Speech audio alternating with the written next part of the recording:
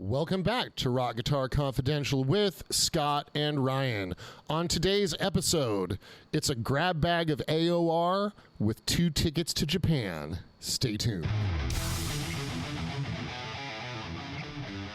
really think that there's nothing more exciting than in the year 2025 finding a new guitar player that you are excited about. Especially like as much as you and I have been pros for like 30 years now or whatever it's been. Dude, absolutely. It's like, you know, I've heard everything, at least I like to say. And even the stuff that I really love, I've heard before. But it's like, you hear like a killer version of that. It's so great to have new stuff to get excited about. Like my 2, maybe going on now, 3-month obsession with Saber Tiger. Well, more than that. Isn't it like 6 months, a year? Oh, shit. You know what? Actually, I've got a fun Saber Tiger anecdote from what was an eventful week. Oh, my gosh. So you have new Saber Tiger news? Yeah, dude, it's hilarious. Breaking news graphic or something, or something like that. Well, yeah, right. Saber Tiger news. Yeah, exactly. Saber Tiger. Anyway, so Saber Tiger. Yeah, that's right. Huh. So I got a push ad for a Saber Tiger tour shirt, t-shirt, right? So I thought, you know what? Fuck maybe, yeah, I will purchase merchandise from this band. I guess if you like a band, that's your responsibility as a fan to purchase merchandise from that band. Right. I was trying to soothe myself because they're playing a couple of shows in Tokyo on July 14th and 15th, I think. Yeah, so I pitched to Misty like, hey, let's go to Japan to see these 2 Saber Tiger shows and never come back.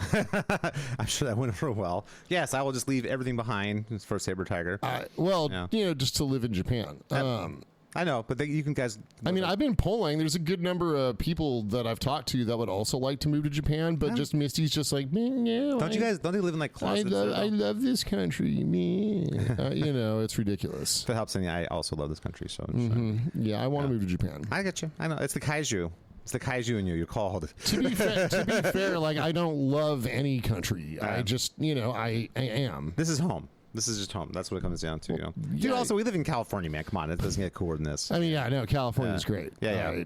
I will always be happy to, live in California. Last weekend, I was down at the beach and outside of the Bay Area, and this weekend I was up in Lake Tahoe. I mean, dude, and you can do that in Sacramento. You could be at one end or the other. It's the coolest thing and ever. you know what? Sacramento is just fine. Yeah, it is. It's awesome. Right? Like, the downtown area is great. Yeah. Is there someone who's against Sacramento? Is there an anti-Sacramento? Oh, well, no, there's, people like to complain.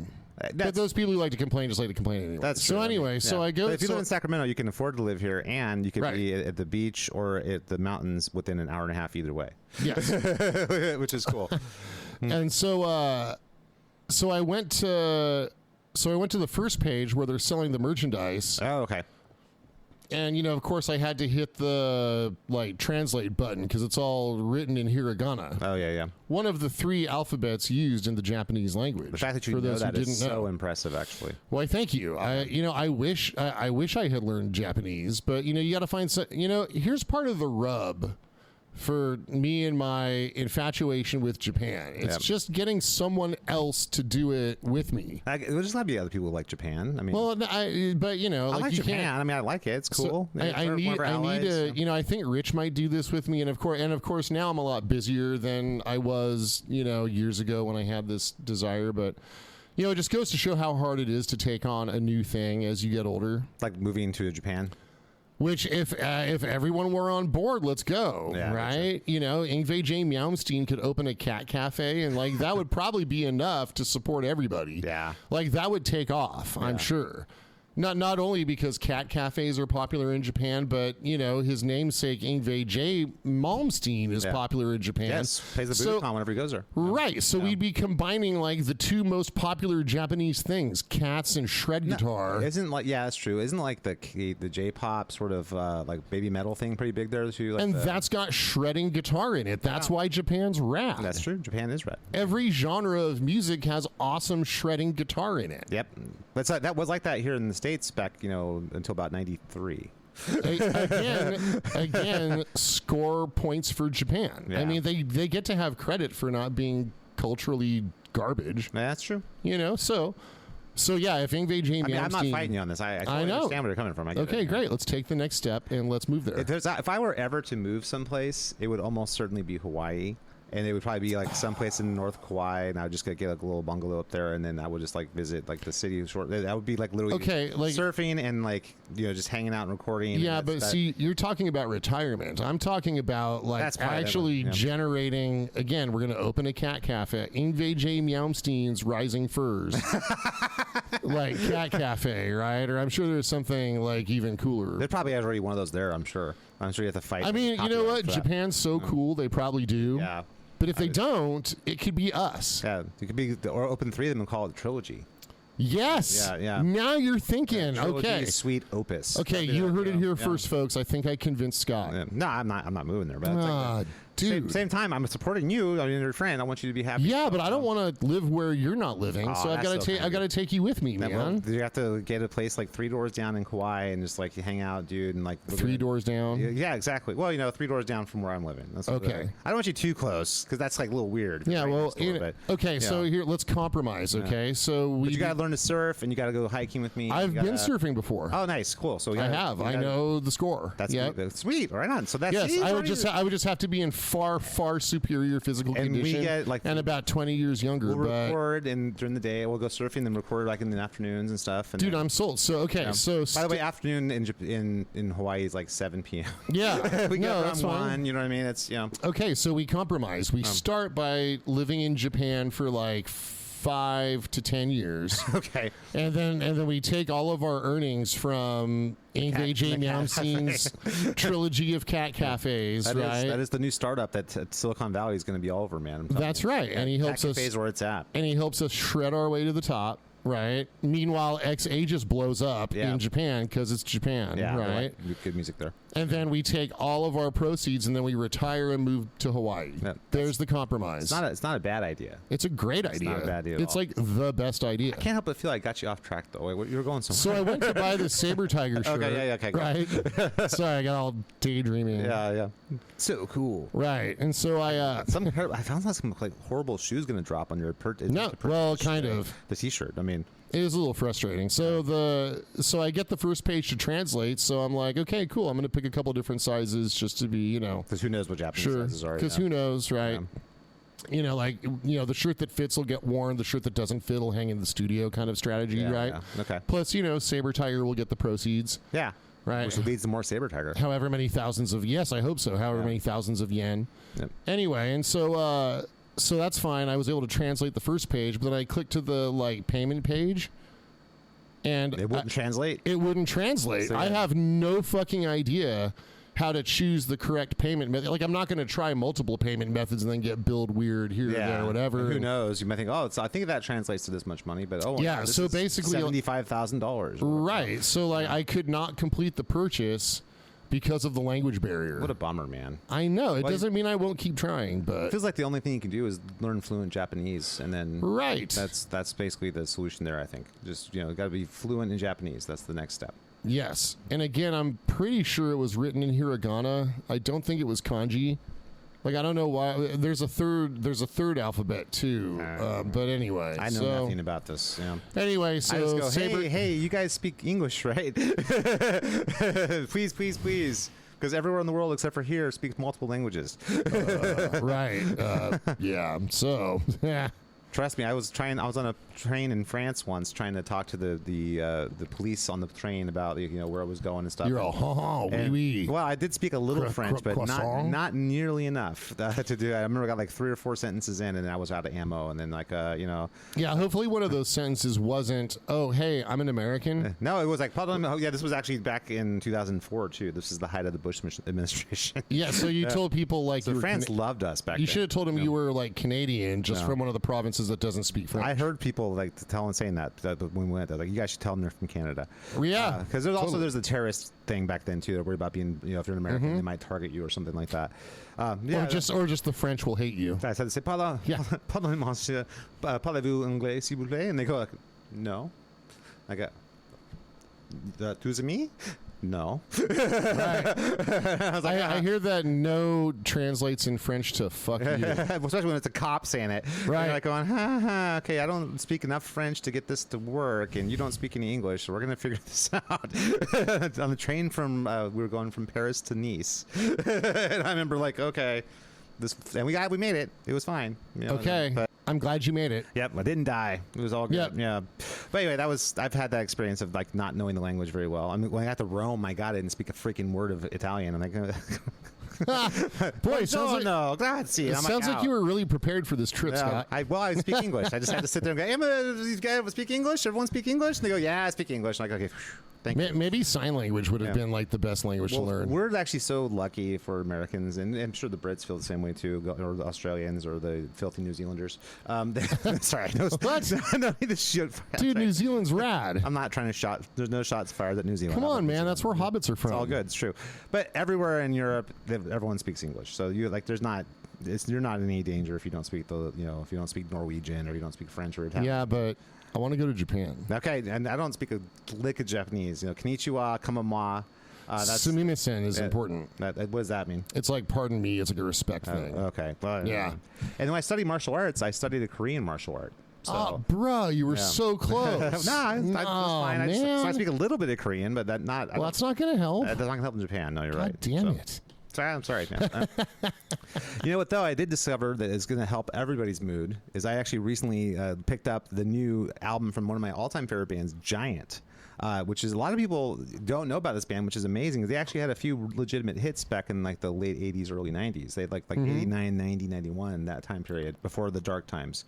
And they were led by the guitarist and singer Dan Huff, who's a noted, oh my God, just incredible session god. He's like the guy that took over when Lukather stopped doing a lot of sessions. Dan Huff kind of jumped in and Yeah. filled that void. And if you look at any solo album from anybody, from like 89 to like 93, if it could be like, any R&B record, it could be like Michael Jackson, it could be Michael Bolton. So he's like a Tim Celine Pierce, Dion, like yeah. Lukather kind of Matt studio Landau, guy. he's in that kind of group.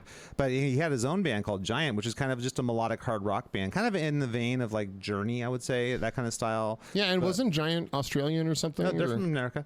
Most of those guys are from Nashville, actually. Oh, really? Yeah. Wait, or like Irish or something? Didn't they do Love Walked In Through My Door or something like that? Nope, not that band. What all band those- was that? I don't know. Love Walked In Through My Door. Yeah. They had a left-handed guitar player. Well, What? Dan's a right-hand guitar player, so I don't know. Okay, so there's another band I'm getting them confused with. But Giant did like I'll See You in My Dreams and I'm a Believer and those kind of tunes. Those were kind of the songs they had. I guess it's kind of a Nice. similar the origin story to like Toto, where all these guys, his Yeah. brother David is the bassist, and then Alan Pasqua from Alan Holdsworth's band was the Nice. keyboardist in that band. So you had these session guys with this amazing fusion guy, but they were writing kind of melodic hard rock songs. And Dan Huff, if you guys know his playing, is just one of the most incredible melodic guys. He's got incredible taste and touch, incredible intonation, tone, massive chops, just incredible stuff. Anyway, they made two really great records, and then the third one right at the middle of the 90s, late 90s. And then, of course, grunge meant they had to go away, so they couldn't keep going when grunge happened.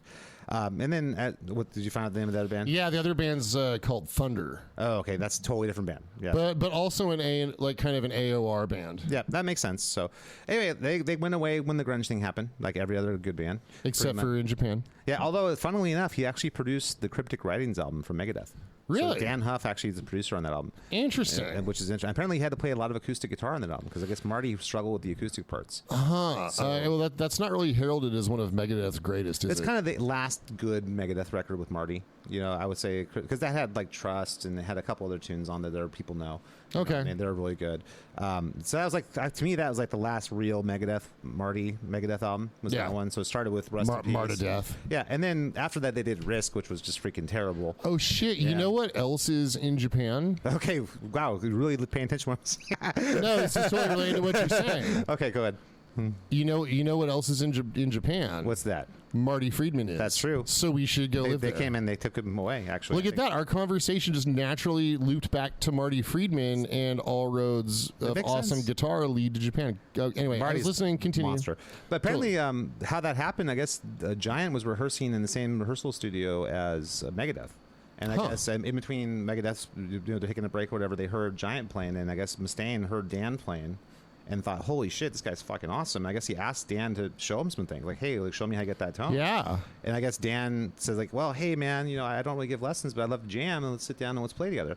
And I guess Dave got his, not surprisingly, got his It's all bent out of shape. Like, oh, what, you think you're too good to give me a lesson or whatever? Like that kind of, there was this whole thing. And then eventually they figured it out because Dan's a gentleman and kind of was able to kind of smooth things over. And then they ended up having him produce that album.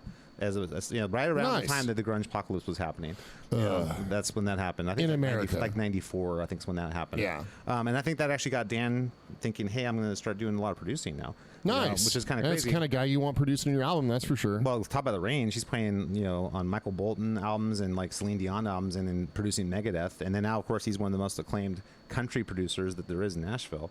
You know what I mean? And not only that, but also still a session musician. Still plays. The audience can't hear the tear trickling down my eye when you said country producer. But I mean, he's done a lot of really big albums, and he's played a lot of guitar. And whenever I hear a killer guitar solo on a country song, I'm like, I bet that's Dan Huff. Yeah, it is.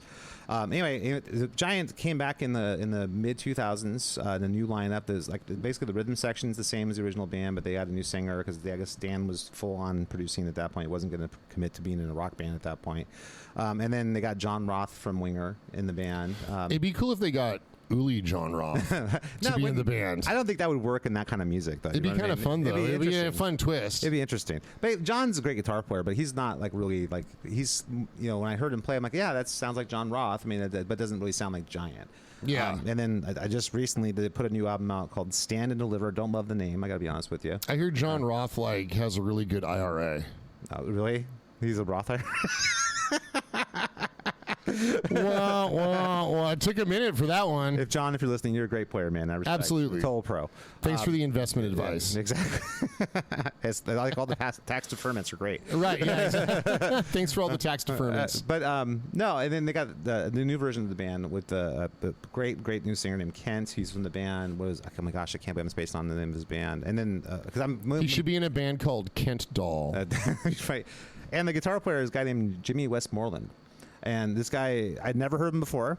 And I remember just thinking like Jimmy Westerland. Is it Westerland? Yeah, it's Westerland. Yeah, sorry. When you say Westmoreland, I think about Vietnam. Oh, okay. I don't know about that, but okay, General Westmoreland. He was the first general. I'm gonna give credit because this guy is like one of the first guys I've heard in a long time. That I was like, holy crap, this guy is great. You know what I mean? Totally. And I listened to the new Giant record. It's killer, man. It's exactly what you want a Giant record to sound like. It's melodic hard rock. It's kind of in the vein of the first two Giant albums. If you know they are. Dude, his tone is killer, and his taste. And I think this is something that I find really is missing in a lot in like shred circles. It seems like, and this is something I aspire to do in my own playing too. Is that he's got like all the chops in the world, but he's very tasteful where he deploys those chops. You know what I mean? Yeah, and the songs are interesting. And in the one song you played me again, in the main solo, right? There's a moment where like you think it's like just staying in the key, but. Then the keyboard player, the chords he's playing over change to a chord that's borrowed from another mode or something, and then he goes. It's unexpected and it's cool. And he plays it with so much taste, and he adds like vibrato dumps in there and bar lifts and stuff, and his tone and vibrato and intonation is killer. Yeah, his vibrato's a lot like Red Beach. I can see why you dig him. He's fucking great. He's such a great player. He actually has that Dan Huff sort of like a attack on the notes. Like when he's picking, you really can feel every single note when he's picking. It's just right there. It's like a machine gun. Yes, well, I hear that when he was at Hogwarts, he was selected for School Hufflepuff. By the way, I should probably point out Dan Huff, the man himself, has got a new record out too. It's an instrumental album. I think it's called "When Words Aren't Enough." When words aren't a huff. Wow, you're writing this right here. It's amazing. Produced by Mrs. McGonagall. Anyway, it's guys. If you're fans of Dan Huff like I am, you should go check that out because it's the first thing he's done. He's been doing a lot of YouTube stuff, and actually, I was pleasantly surprised. I saw a video the other day on YouTube where Dan was breaking down some of his Giant solos, and I was like, holy crap, he can still play that. It's like, it's not like he'd like, a lot of guys back in the day, they'll always use the excuse like, well, this was the guitar, Olympics going on. I had to freaking play all this stuff because that's how everyone was doing. They were just talking down about how their chops were making excuses. And it's like, and he didn't. He's like, oh, I'll just play that solo right here. I'm like, oh my god, he can still play just like he did. Right. Holy shit. This is so cool. It's like, it's rare that you see that. Like usually there's like, they just lost more than a step, a lot of times, and he didn't. And I imagine if I was producing Trisha Yearwood records for 10 years, I wouldn't need my chops. But he still has them, so it's pretty amazing. And it's tough to be the Huff. His riffs are buff. And Jimmy, though, when he came in, I heard that I liked that it was definitely leaning into the hard rock thing more than the last couple of Giant albums. It was definitely more hard rock. Dude, it's perfect AOR music. And his tone and his taste and his chops. So it's Jimmy Westerland, right? Yes, Jimmy Westerland. Yes, such a great player. Everyone should check out his other band is called One Desire. He's in that band as well. So that's if you like his playing, which I think is freaking phenomenal. Check it out. And that brings up to something that Ryan and I were talking about before, which is AOR. And what does that? What does AOR stand for? Yeah, I mean, to me, AOR. Do you know what it stands for? Well, you've talked about this before as artists on rotation. That's right. Yeah. Now, I'd always heard before you mentioned that it was album-oriented rock. That's what I heard. That's what I heard it stood for. A debate is ensuing. Well, it's AOR. It stands for artist and repertoire too. So a lot of people don't know what that means too. Anyway, long story short, like when you think of AOR, like if you're unfamiliar with what this means, that you think bands like Journey, Toto, Foreigner, Styx, those kind of bands like that. I'm sure there's a bunch of Thunder, REO Speedwagon, Giants, Hard Lines, another band that be in that AOR kind of thing. Yeah, you said Toto, right? Toto, yeah. That's kind of that style of music. It's like hard rock, but it's super melodic, really well crafted, like pop hooks and stuff. Right. But also, you're not skimping on the musicianship. There's still killer musicianship going on. There's virtuosity. It's high quality music. Yeah, it's everything about it is great. Like great vocals, great hooks, great melodies, great songcraft, great improvisation, great parts. I mean, this might Winger's another. I would throw Winger in that. Oh yeah, Winger totally. They're a little bit more metal. Dude, Sacramento Legends Jet Red. Was great. AOR rock. But there's many different ones. Thunder's a good example of that. There's Mr. Mister. I guess you could throw in. That's another band that's kind of in that world a little bit. Yeah, Mr. Mister was a little less rock. Yeah. A little more kind of towards the Duran side. But their guitar player, man, I forget his name. Yeah, great player. I know exactly what you're talking about. Dude, he played the Kiss solo, right? Yeah, he played the solo on the Creatures of the Night track. Yeah. I can't remember spacing on his name. I'm spacing on his name right now. But yeah, all these years I thought it was Vinny, but. Yeah, I mean that. But here's the thing: back in the day, with the height of AOR, like it was expected that you were awesome. Like everybody in the band was supposed to be awesome. That was the whole point. The bands were just spectacular. So speaking Bad of English, another example of a band kind of in that world. Even though Journey has got like half of the guys in Journey are also in Bad English. What was Schoen's project? The Hot Cherie. Yeah, that's Hardline. Hardline. That's right. Earlier. Yeah, Hardline. Yeah, Hardline's killer. Love that band. And I think they've released music in the last like 15 years too. It's really just the singer and then the guy who's like the house songwriter for Frontiers is doing the writing though. Oh, so kind of. There's also a couple other bands like Revolution Saints that are kind of in the AOR. Yeah, isn't Revolution Saints Craig Goldie's project? No. Revolution Saints is now it's actually Joel Hoekstra. Yeah, that's right. And I think Jeff Pilson's in that band, and then that's right. And it's Dean Castronovo on vocals and drums. Yes, that's right. That's right. But they're definitely the AOR style band. A lot of the bands coming out of the Frontiers label is kind of AOR. I always thought my buddy Jimmy O'Shea from Cacophony, like him and Dean Castronovo, should have like branched off and started their own project. Jimmy Dean. And called it Jimmy Dean. Yeah, that's right. Well, I mean he did. He played with Marty, so it's the 6 degrees of separation. So that makes sense. No kidding. So, do you think?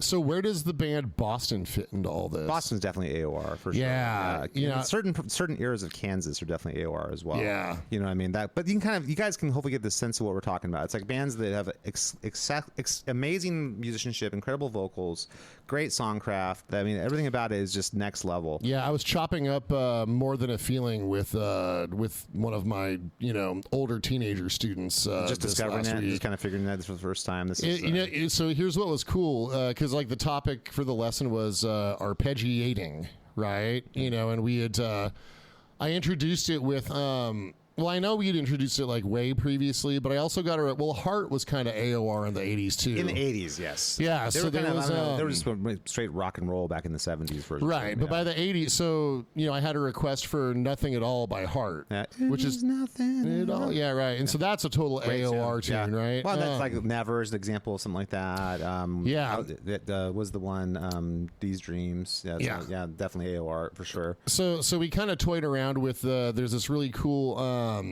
It's like a D sus2 to like D7 sus4 arpeggiated like passage in the verse, right?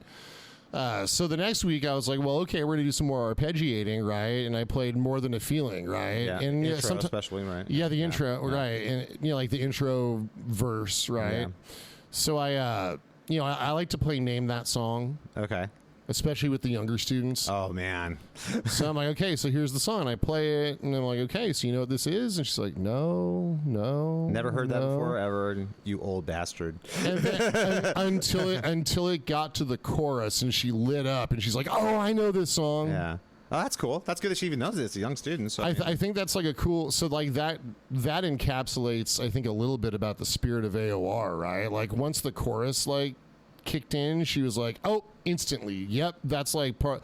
Like, you know, like I know this deep in my core. Yeah. Like it's programmed deep into my brain. Because you've heard it whether you know you've heard it or not. Right, you've heard it whether you know you've heard it or not. Yeah, and that's the thing about those songs. There's all those bands that we just mentioned that all have massive staying power too. Like all those songs people still know and will know 30 years from now because it's just great songs. It's like bedrock. It doesn't go anywhere. You know what I mean? Right. It's and I think and because it had so many layers, that kind of music, there was like layer upon layer of vocals and production and great improvisational stuff and killer solos and sections and stuff. There's just so much to it. It's not just as basic as like, oh, here's like the 3 chords and my pop hook and that's all I've got. Right. You know what I mean? It's got a more. There's like layers to it. It's it's well crafted music. Did you know? By great musicians. Yeah. I heard that on More Than a Feeling. It's and I mean, got to give credit to Rick Beato. I think he pointed this out. So go watch his "What Makes This Song Great" episode. Well, you don't have to give credit. It's very easy to not. Yeah, give and I know I'm not going to be one of those not give content credit, creators that like steals stuff. Yeah, but okay.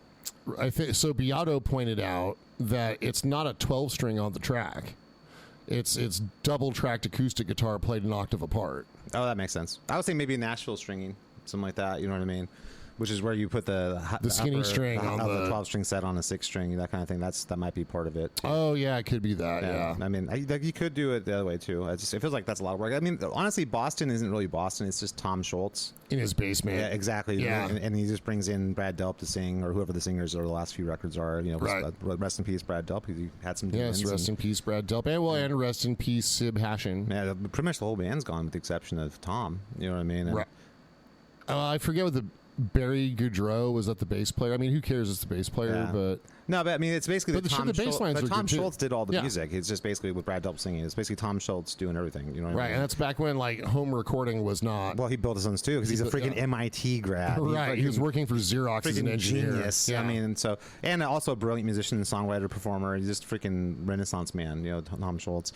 I mean, anybody who hates on Boston, like, what are we doing? Boston's freaking awesome. I remember when I was recording my first album, Frank Hannon was producing it from Tesla, and I remember we were talking like in between doing sessions and stuff, and he was telling me that one of his biggest highlights of his career early in the Tesla career was playing a festival with Boston. Nice. And he got a chance to go and hear him out there playing on the Mellotron and stuff, and you know, he's just like, oh my god, dude, that's Tom Schultz. That's so cool. And I remember thinking, dude, that must have been amazing. Like, they're playing some huge places, you know, and I remember thinking like, man, what was that like to play with Boston? That must have been so cool. Yeah. You know what I mean? And you know, that's awesome. That's like Mechanical Resonance era Tesla, and they're first kind of getting their feet under them. You know what I mean? Much younger Frank. That must have been so cool. Well, even when we were talking, this was like 2001. So still, well, unfortunately, that's also a much younger Frank. Yeah, exactly. So, much younger me too. I was like me too. Yeah, 20-something-year-old little dude. You know what I mean? So you know what really strikes me, you know, like when my student like lit up, like I kind of flashed back to this memory I have of. You know, like Misty and I going to this like new pho restaurant, and you know the owner who served us was talking about like all the fresh ingredients and why it's better, and you know like how your body knows when it gets good food. Like when it receives like nutrients from the food you're eating, good gummy bears and like really good, right? You know, yeah, absolutely. Like when you get the cool ranch Doritos instead of just the plain ones, like your body knows. The crunchy Cheetos instead of the puffy Cheetos, right? Like when you're in prison and you get the whole shebang potato chips, exactly. You know what I mean? Yeah. You know, right? Your body knows. Shiv in the bottom of the bag that your wife or your right, and then you might achieve freedom. You never know, right? Yeah, exactly. So. Yeah, so your body knows what you put into it, right? Yeah. So it's the same thing with music, right? If you like what goes in comes out. It's true. You know, if you listen to quality music, then you know if you produce creative output, then quality comes out. Actually, I think as a human being, you're just a better person if you listen to better stuff. Well, I think that's subjective at the end of the day, and I think no, it's not. What I say goes.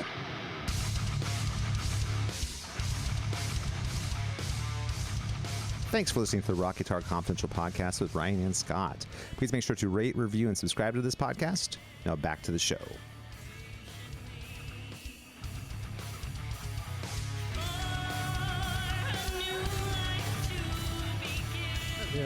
I am absolutely correct. I once believed as you do, but at the same time, I definitely have grown over the years. Not saying you haven't. I mean, it doesn't mean that you're a sociopath if you listen to Nirvana. It just means you could be even better if you listen to Not Garbage. Yeah, I mean, there's a spectrum. You know, I mean, if you think Cardi B is genius or something, then, or maybe, I don't know, Justin Timberlake is the greatest musician ever, you know, then you just need to do some more research. I think at the end of the day, you've got to listen to some other music. Maybe you're great at like non-artistic things, and that's fine, and that's not affected. But like, you'll definitely be worse at artistic things if you are super stoked about Cardi B and Kurt Cobain. I think that was so heartbreaking for me, like when the grunge thing happened, and then in the subsequent 20-something years, is that, you know, people. I remember I told this on the podcast before, but I remember thinking that people liked the music that we were describing because it was great. I didn't realize people just liked that music because they were told to like that music. It's because it was because what it was on the menu. It's what was on the menu, right? But then when they put the shit sandwich on the menu, ooh, this looks good. Let's go with this. You know, I'll have more shit sandwich. Exactly. Thank you, please. This is delicious. Heartbreaking for me. I got to tell you. And I know this is delicious because it's what they're serving, and I trust the chef. Yeah, I guess so, but it seems like the people have lost their ability to decipher what's good and what isn't. Because it's all about it's not about what's like good for you. Now, in our corner of the world, or like the guitar shred, the guitar virtuoso world, it's kind of gone the other way, where now it's almost like the extreme vegan. Like, this is like, you know, kale that was never ever touched by a human hand. It's only, you know, it's like right. Like, here's some unpasteurized milk. Exactly. This is like as far as the healthy zone you can get, but it's like there's no anything there to make it actually palatable. If that makes sense. It's like, yes, this is great musicianship, I give you that, and this is killer plain, and you must have worked very hard to get all this stuff happening. You're saying like Tim Henson is like grape nuts with skim milk? Not even that. It's like worse. It's most like it's like whole grain artisanal from like some place in Washington where they never even wash the grains with like water. Does that make sense? Nothing even as tasty as whole milk or half milk or skim milk even. There's nothing there. Yeah, but it's nutritious, man. It's all nutrition. There's nothing there. But that's all you can. It's like RoboCop eating the nutritious like baby food paste to sustain his organs. Yeah, I feel like it's the other way. There's no songcraft really at all. It's more about like what you look like and how weird you're being. You know, it's not about like, and then how complicated the thing looks like you're playing. Right, it's about how many squares are on your Rubik's cube. Exactly, rather than it's really aesthetically anything that I'd want to hear again. And I don't say that with glee. There's a lot of, I think Pliny makes some. I know the artist Pliny. You know that is Pliny. I don't care what his name is. Yeah, like Pliny the Elder. I'll call him Pliny because I think it reminds me of Plinko from it would be Price like Right. You know, like Pliny the Elder. Yes. Okay. Well, he's I've heard some stuff from him that's pretty good. I actually think there's some really cool stuff. I think some of the stuff the Aristocrats do is interesting musically. I think it's not just it's not just showing off their chops necessarily. So there are corners of that that are there, but none of it's rock though. It's not like it doesn't rock. Right. You know what I mean? So that style of music is all above the shoulders, and none of it is below the belt. Yeah, and I think that's what all the classic era stuff. It had all of that. It was both. You know what I mean? And I think that makes me really think about, okay, what does it mean to be a great guitar player? So in certain corners of the world, in guitar world, you know, if you're not playing like, is it Pliny? Is that what you're saying it is? Well, Pliny, like Pliny the Elder. That's weird to me. All right, so or like, you know, the Tim Hensons of the world, that kind of thing. I just feel like it's very insular. It's very inward looking kind of thing. It's not outward looking at all. And I think that if you listen to Vi, even the most technical Vi, it's totally outward looking. It's like check this out, dude. It's like the coolest thing, you know. And it's in a package that's much more melodic and song driven, if that makes sense. And you know here's what was great about the AOR bands is that like the Steve Vai catalog is still pretty much for enthusiasts. Yeah. But like, think about how difficult the like mission is if you're Dan Huff or Steve Lukather, right? Neil Sean, yeah. It's like, okay, so this, you know, you can't leave anything out, right? Yeah. It has to be absolutely accessible to, you know, everybody, really. To everybody, right? Yeah. It has to be accessible. It has to be desirable to the absolutely smartest, most sophisticated listener, but also the dumbest, least sophisticated listener, and everybody has to love it. Yeah, and I think the other thing that they put the songcraft first and foremost. It was the song comes first at all times. The craft, that's what matters most. Right. And then inside of that, we've got to then work in the musicianship. It's got to be, there's parts. Yeah. If you like put the headphones on and listen to any of those albums, there's all kinds of very interesting other parts happening that don't take away from the hooks at all. It just adds extra layers of interest, like an onion. You just keep peeling it. it. That's right. You know what I mean? And the solos are really interesting. There's usually 2 or 3 solos. It's like an onion. You just keep rubbing it on your armpits. Yeah, and until you're ready to go to work. Makes you smell amazing. Yes. But that being said, like there was like so much more going on to it. It was like, right. but it's musicianship and virtuoso musicianship, but it wasn't inward looking, and it was songcraft, but it wasn't like only about like the 3-chord hook thing. It was actually a little bit more than that. Yeah, it wasn't elitist, even though there was a high level of musicianship and virtuosity. It was still for everybody. And if you were to go see them live, it's like a big party. It's a party atmosphere. It's basically a celebratory thing. It's all about feeling good and having fun, even though there's elite musicianship happening the whole time. Well, although like Journey wrote songs about like breakups and stuff and whatever. But even those songs are incredibly well written. Right, absolutely. No, I agree. Musicianship. I mean, I'm just saying it isn't all about having fun, but it is about love and loss. Sure, but if you go to a Journey show, yeah. you have the whole gamut. You have like the up songs, like "Be Good to Yourself" and "Any Way You Want It" and stuff like that. And then you have the others, the "Open Arms" and like the "I'm on the Road, I Miss My Love" kind of songs. And you know what? A band like Journey probably had just as many men and women in the audience. Yep, and I think that was better for everybody. That's better. I mean, that's better for society. Yeah, and I don't know.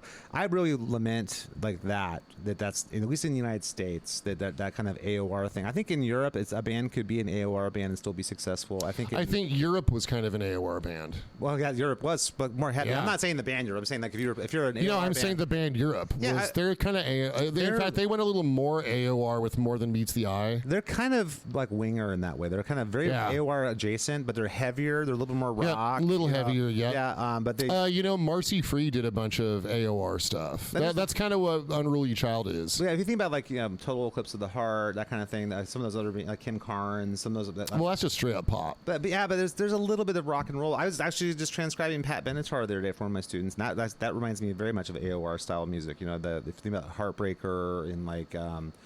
Blood is for Children. No, I like that. Blood is for children. Nice, dude. We should flesh out this idea, right? Let's write a song called "Spill the Blood of the Children." That sounds good to me. What do you say? I don't know how that would work into our current songwriting. It would be, dude. I remember. Do you remember that movie Beastmaster? Yeah, of course. Yeah, like my favorite scene when I was a kid. That like Mark Singer? Mark Singer. And like in the very first scene. Like their version of Tulsa Doom, whoever the big bad is, there's like this Mayan pyramid, and he's sacrificing children by throwing them into this like fiery pit, and like the children die. Like I thought it was the coolest thing when I was a kid. It's funny. I never even thought when I was a kid watching that, like to even wonder, like, is this Europe? Is this South America? Where are we at? I don't even know what this is. I was just like, dude, this is way cooler than history class. A post-apocalyptic wasteland of some sort. You know what I mean? Yeah. Is the future? Is this past? I know it's like. Yeah. So the bad guy. Wait, he had a sword. Did the Beastmaster have a sword? Yeah, of course he had a sword. Okay, he had a sword and beasts. That's been a while. I haven't seen. He was the master of those. I beasts. literally probably wait. That's in the name. I know. Or that's why they call it that. I know. But yeah, so the movie starts off with like actual child sacrifice. Okay. Like, that's... So they got you on board right away. You're like, all right. Well, I mean, look, that's the kind of entertainment... They didn't do this in Goonies, man. They didn't throw kids into volcanoes in Goonies. Hey, look, all I got to say, Disney executives, is that's the kind of entertainment that I grew up with, and I turned out rad. There's a bunch of those, like, I guess sword and... Yes, you did, by the way. Sword and sorcery kind of, like... Man, it took you a while. Do you remember Kroll? That movie Kroll? Kroll had like a giant budget and just didn't make it. It even had a Cyclops. And there wasn't the Dragon Slayer. There's a bunch of movies like that in that time, for like the mid-'80s, early 80s. Oh, dude, fantasy was like all the rage. I mean, there's a reason that Ronnie James Dio was fighting people. Right, besides his awesome career, besides his awesome voice, there's a reason he had an awesome career. Watch the Holy Diver video, guys, if you haven't seen it. Please do. He's just walking around like the wasteland with a sword. Yeah, and, as everyone in the wasteland does. Like, you won't make it far in the wasteland if you don't have a sword. It's true. Yep. And why he's singing and stuff with a sword in the wasteland, I didn't quite understand that. Well, he's with the sword because he's in the wasteland. I know exactly. But now, why he's singing in the wasteland, I mean, I don't really know. He's singing as he's walking, I guess. Maybe it's like a well, he's been down too long in the midnight scene. Yeah, I guess so. Could be. What's become of him? I don't know. Yeah, exactly. No one will ever know. Some mysteries must remain unsolved. He needs to jump on the tiger. Ride the tiger. Ride the tiger. Right. You can see his spots, but you know he's clean. Okay, don't you? And then I like how like Ronnie has the foresight to ask, "Oh, don't you see what I mean?" Because most people would answer, No, I don't see what you mean. Why are you in Wasteland with a sword? But the song is so awesome. I don't care that I don't see what you mean. Yep, absolutely. Back to Vivian Campbell and at the height of his powers, man. Heck yeah. I know. But so anyway, that kind of guitar playing though, that AOR style guitar playing, and I would actually say Satriani is kind of in that same sort of world. Satriani's the most AOR of the solo instrumental virtuoso guys. Because he never loses, and I think the biggest difference is you never lose track of the song. The song is always number one. That's the key, and then Satriani definitely hears that. The song is always first. You know, the solo, the shredding stuff is in there, but it's not about that. He has the same sort of ethos as like a band like Journey has. It's like, here's the hook, here's the melody, here's the chorus, here's the bridge, here's like the, you know, and that's why his music is, you know, consequently much more accessible than most other. Even Vi's music, it gets kind of out there sometimes. Right. You know what I mean? Sometimes some of his songs are really in, and some of them are, he goes out a little bit more. Right. And I appreciate that, and that's part of him just being him, and I wouldn't want Vi not doing that. But he does, you know, Satriani, I think, is the same. He's doing what he would do. He's kind of adhering to his own vision, you know what I mean? And that makes sense, you know? Yeah. I really appreciate that sort of thing. I think even, strange enough, a band as complicated as a band like Dream Theater, I feel like they still kind of get that mission, too. Their songs, it's always about the song. They do these crazy 3 or 4 minute instrumental sections, but they always kind of segregate that off. Like, here's the crazy section, then we're going back to the chorus. It always comes back to the hook and the melody and the chorus. Yes, and this is what I love about Saber Tiger. Well, let's go ahead. It's heavy with lots of like different movements, right? And it can get really syncopated. It can get really complex, but just like there's also huge melodies like all over the place. It's nuts. Like, I just don't know how they're able to be so melodic and simultaneously so heavy. Yep. It's really a feat. Well, that's the thing I always think about with like the metalcore movement. Like, why did you guys just get to just opt out on the melody? Like, okay, like you have these great riffs and great songs. Arch Enemy is a band, like, I always think that really needs melody, because you have Killer. They do. Arch Enemy does have melody, especially if you listen to the earlier stuff that's closer to like Carcass's Heartwork. That's what's great about Carcass's Heartwork album, is that it's super heavy, but it's also super melodic, except for the vocals. That's what I mean, and I think like those bands are essentially amelodic. A lot of those bands are not really. There's melody happening in the instrumentation, but there's not melody happening in the vocal. Right, just not with the vocals, but there's huge melodies in the guitar. Arch Enemy is a great example of that. But I like, hey, why not have melody in the vocal too? That doesn't make sense to me. Like, why you're just opting out of that? I mean, I think there's something to be said for, you know, the record companies just like targeting like exclusively male audiences with this band, and then exclusively female audiences with that band. At the end of the day, the band's responsible for the music, though. You have to figure out what kind of music. Well, I mean, back in the day, the record company drove a lot of that too. But that's why bands would get signed and dropped, because they would be able to play more with that. I think a band like Arch Enemy, especially now, they pretty much have enough power and a fan base where they can. They could basically be their own record label if they wanted to. Well, plus in the Nordic countries, metal is mainstream. Yeah, exactly. So I guess that's the thing. When I talk to people who are huge fans of that style of music, that's the thing that makes me not a huge fan of it. I mean, I appreciate it, and I understand that there's great musicianship happening in those bands. But the reason I don't dig those bands is there's no melodicism. It's not melodic. You know, and that's the thing. And if you look at, to me, what a real metal band is, all great metal bands are melodic too. You know, even Metallica is melodic. You know, it's not like they were just grunting vocals the whole time. There's melody happening in the vocals. There's melody even in Megadeth. There's melody happening. Okay, so you know what?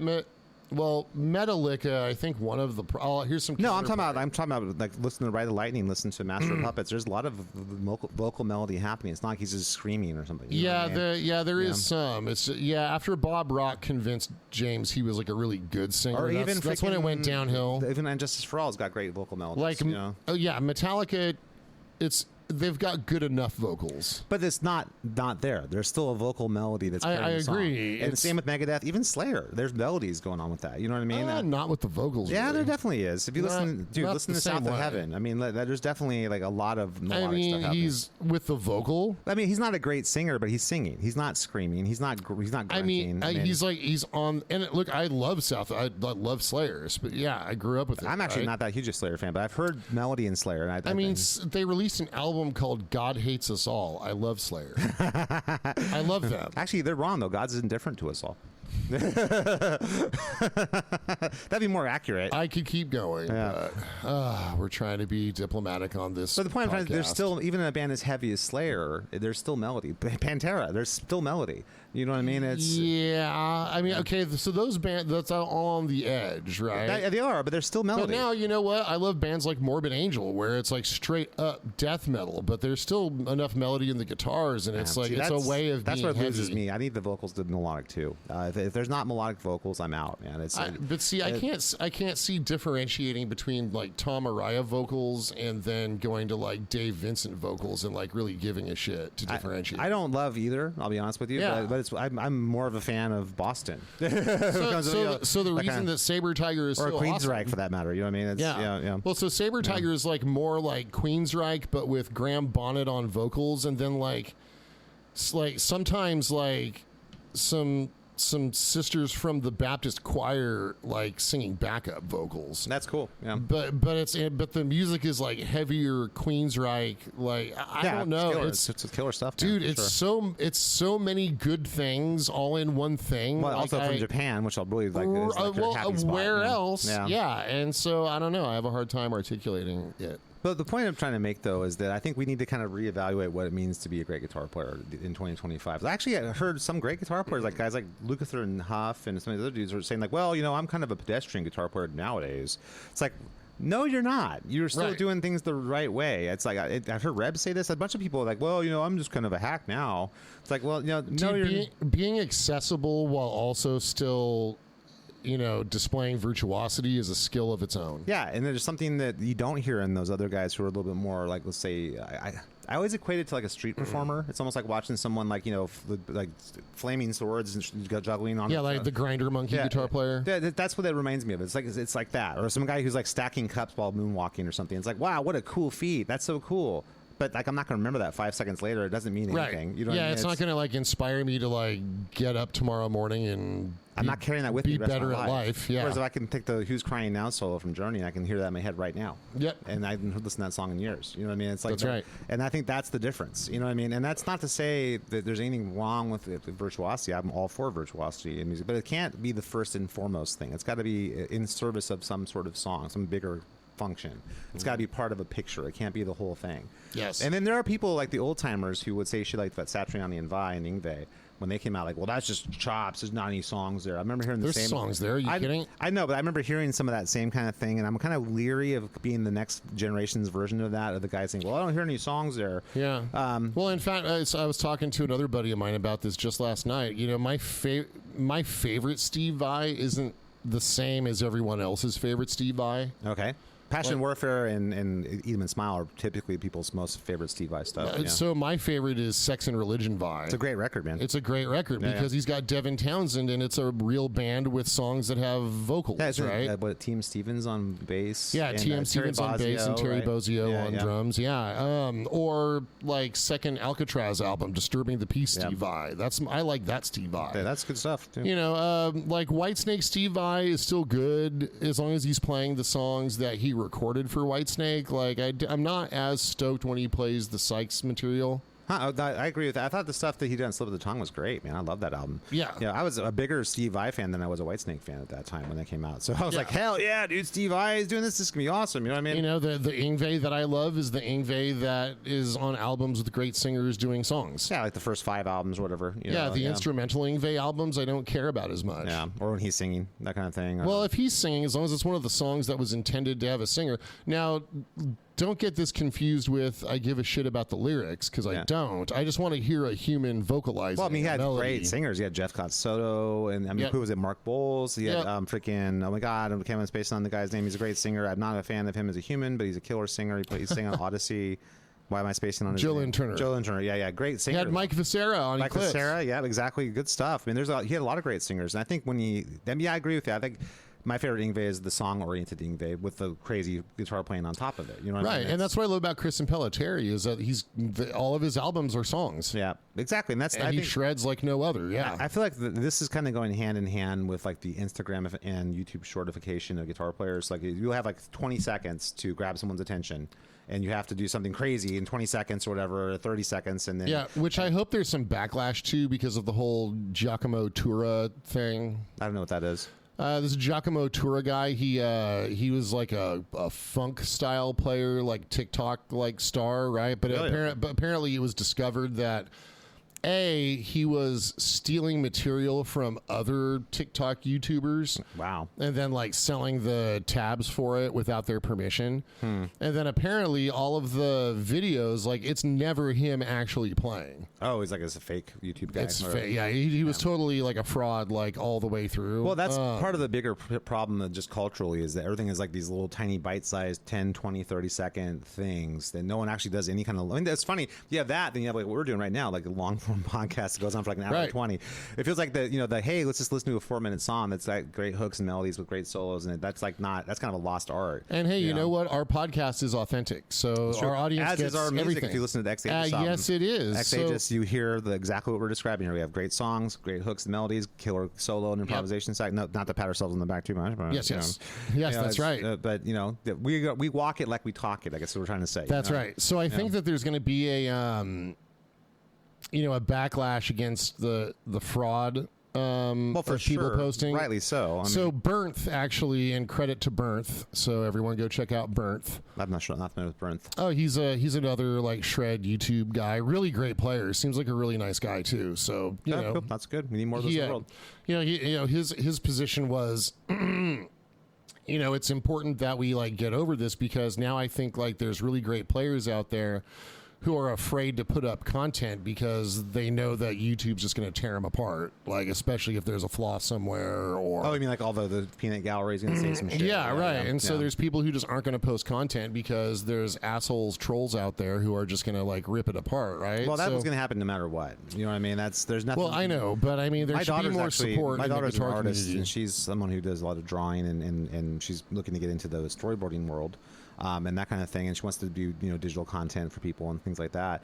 And I always tell her this all the time, like there's no way that you can create art and put it out in the world without someone who's shitting on it. It's just going to happen no matter what you do. Yeah, it's just part of the deal, and it takes a lot of. I've said this before on this podcast many times. It takes a lot of courage to be an artist and put art out into the world because there's going to be people who think it's cool, people who totally ignore it completely, people who think it's shit and will tell you so. Yeah, you know what I mean. And it's so personal to you when you create it, so you have to be really able to kind of withstand that storm of frankly indifference and shit, and recognize that the people who do appreciate it are the people you did it for. You know what I mean? And, that's right. And appreciate how much work. Like if someone's so like all of your True Fire stuff is you actually playing. Of course, yeah, yeah, and so that requires. Well, actually, I don't think there was a way to not do that back when I started doing that. Right, and I'm sure. I'm sure that takes a lot of practice, and it probably requires multiple takes to get the right take. Yeah. And there's a lot of work. Everything is done in one take, though. Like it's not like I did multiple. Yeah, no, yeah, I did multiple takes, but whatever take was the clean one. That's what I meant. Yeah. And so that's not the same as like you're editing or something, or like mimicking over a recorded track, right? Yeah. So. So as a guitar community, we've just, as Bill and Ted taught us, be excellent to each other and party on, dudes. And party on. So speaking of making money in the music industry, is it time to check up on... Ryan has an update, a Spotify update. All right, so if everyone's ready for the Spotify update, okay. So... just to reset the table on this one, Ryan is doing an experiment to see, will he make more money investing in Spotify or being paid by Spotify? That is correct. Yep. So from last week till now, I now own 3 shares of Spotify. Three shares? This is not financial advice, by the way. Nope. This is just an experiment for our podcast. Okay. So more of a psychological experiment. Yes. So I now have $53 in unrealized capital gains from my 3 shares of Spotify. Wonderful. Congratulations, sir. Which means I'm about like $1,800 into Spotify. Okay. But $53 back. That's good. So $53. If you're at the 0.005 streaming rate that Spotify pays. Mm-hmm. Per stream, Yep, and that's on the high end, right? Like if someone only listens to your song for 15 seconds and switches, you only get like 0.003 cents per that stream. Yep. So I'm just rounding up to the highest. That's 10,600 streams. And at what period of time?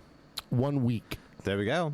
So all I had to do was buy 3 shares of Spotify, and if I sold it right now, it's like I would have got 10,600 streams. Yep, exactly. So that shows you guys. I mean, that when you think, I hear this all the time, like, well, I got Spotify, so the artists are getting paid. I'm like, yeah, No, you just buy shares of Spotify. Yeah, there you go. That's clearly better advice. And then So far. we'll keep on this over the next year or so. We'll make sure that we get all the updates, and that eventually it's going to come to like many millions of streams. I'm sure. Oh, I'm sure. Absolutely. Yeah, for sure. Dude, I expect next week I might be at like $54. All right, so you guys have your orders. Check out Saber Tiger. What's the new Saber Tiger album? The latest one is called Eliminated. All right, you need to also But listen check to all of them. Yeah, we'll start with that and then work your way. Yeah, work your way backwards. It's fun. And then also check out the new Giant album called Stand and Deliver. If you like it and you want to hear the classic Giant, you go back to Time to Burn and then Last of the Runaways. Those are the two albums that they put out first. And check out Dan Huff's new album, which is When Words Aren't Enough. If you're a fan of Dan Huff, which you should be, if you're a guitar player and you listen to this, you should check out Dan Huff for sure. He's actually doing a lot of press to like promote his new record. So there's a lot of YouTube content with him talking through like tones and stuff, and he's played on so many great albums, man. It's crazy. Yeah, and check out that Jimmy Westerland guy. Yeah, Jimmy Westerland, amazing. I was blown away. Yeah, I got to find out what else that guy's played on. He plays in the band One Desire. So if you guys want to hear more from Jimmy Westerland, that's so much better than One Direction. Exactly, totally sure. Yeah. I mean, except unless you're like a 12-year-old girl. And also, while you're in the mood of checking out great music, please check out the new X Aegis or the debut X Aegis album that's out there right now, and you can find out more about that by going to our website at xaegisband.com. What's that again, Ryan? That's www.exaegisband.com. And there you will find links to our social media, so please make sure to follow us on social media. Also, while you're checking out new music, please check out the new Scott Allen Project release, Maximum Threshold, and you can check that out at my band website, which is scottallenprojectband.com. I'm not going to spell it. I'm going to trust you guys. That's SCOTTALLEN